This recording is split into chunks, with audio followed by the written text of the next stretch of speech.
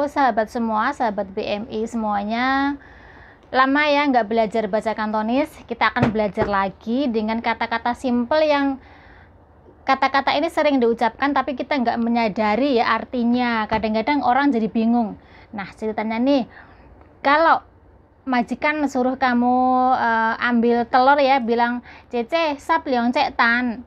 Sap liong cek tan maksudnya rebus 2 butir telur ya, jadi bukan po kaitan, bukan po. Memang po bahasanya artinya merebus, tetapi kalau telur ucapannya pasti sap kaitan ya, sap liong cek tan, sap ya cek tan atau sam cek tan.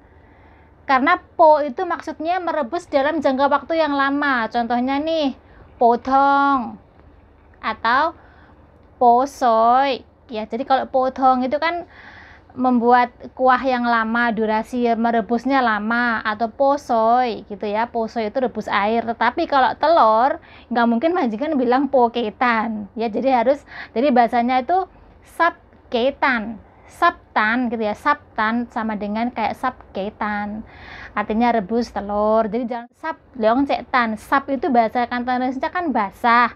Iya, kosakatanya beda. Sap artinya memang basah, katakanlah lo iya sapsai, hujan basah semua. Longsam sapsai, jemur baju basah semua. Atau lagi kesam sapsai ke, maksudnya kenapa baju kamu basah semua? Ya karena kehujanan. Ini wedosin lo iya, maksudnya karena tadi barusan hujan gitu ya. Atau tadi mandi bajunya kena air akhirnya basah, sap itu beda lagi. Tetapi kalau sap liong cek tan nggak mungkin kan telurnya basah, jadi artinya sap liong cek tan artinya rebus 2 butir telur gitu ya. Itu masalah tentang perkataan sap. Banyak banget kata-kata yang hampir sama, hampir serupa, mirip serupa tapi artinya nggak sama. Katakanlah saisam. Saisam itu kan cuci baju, tetapi ada nenek kadang-kadang ngomongnya begini setelah cuci baju, sai tayong. Ngerti nggak maksudnya sai tayong? Jadi sai tayong itu artinya berjemur. Jadi kalau saya itu artinya saya itu dijemur, dijemur biar ada pancaran matahari itu loh ya. Artinya jadi memang perkataan kosakata yang hampir mirip tetapi dengan benda-benda atau situasi yang berbeda itu artinya bisa lain. Jadi jangan sampai salah. Kalau misalnya disuruh ngapa-ngapain, kalau nggak tahu harus tanya ulang, tanya sekali lagi apa maksudnya atau apa yang sedang dia kerjakan, yang sedang kamu pegang apa. Kalau dia bilang sai tayong sambil pegang cucian, artinya suruh kamu menjemur pakaian itu ya. Jadi kalau sai tayong sambil membawa pakaian basah, artinya dia suruh kamu menjemur pakaian tersebut.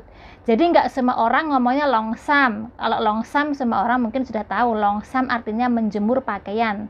Tetapi bisa juga sai cohoy, sai tayong, itu artinya jemurlah gitu ya. Jadi lihat apa yang dia pegang. Kecuali atau lagi nih kata-kata tentang yang misalnya kalian sedang cuci baju nih, terus bajunya pakaian belum kering. Jadi kalau belum kering itu maksudnya mbekon. Kalau udah kering bahasa Kantonisnya kon. Basah, sap. Cuci, sai. Jadi kalau pakaian belum kering, kalau ngomongnya tisam mbekon. Kalau pakaian sudah kering, bahasa Kantonisnya tisam koncola gitu ya. Jadi kata-kata simpel yang harus kalian ketahui.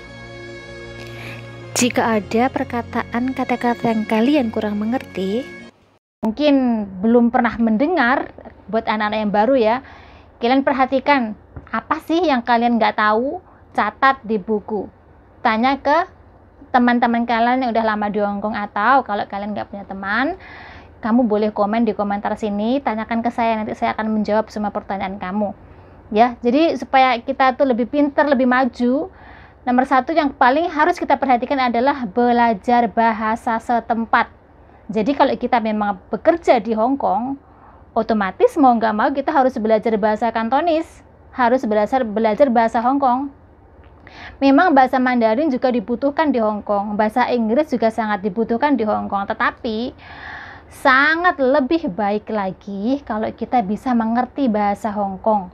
Karena kalau kita misalnya mau belanja ke pasar, mau ke toko, itu itu mayoritas memakai bahasa Kantonis itu lebih bagus, lebih lebih familiar. Kalau kita mau beli barang nih pakai bahasa Kantonis, mungkin kita bisa nawar sedikit gitu. Karena kalau bahasa Inggris itu kan orang-orang Hong Kong yang udah tua-tua itu kadang kurang mengerti, kurang tahu gitu ya. Jadi buat kalian semuanya yang masih dalam tahap belajar atau masih baru, harus rajin belajar dan harus semangat kuasai bahasa setempat sebaik mungkin, sebanyak mungkin untuk mempermudah kalian bekerja.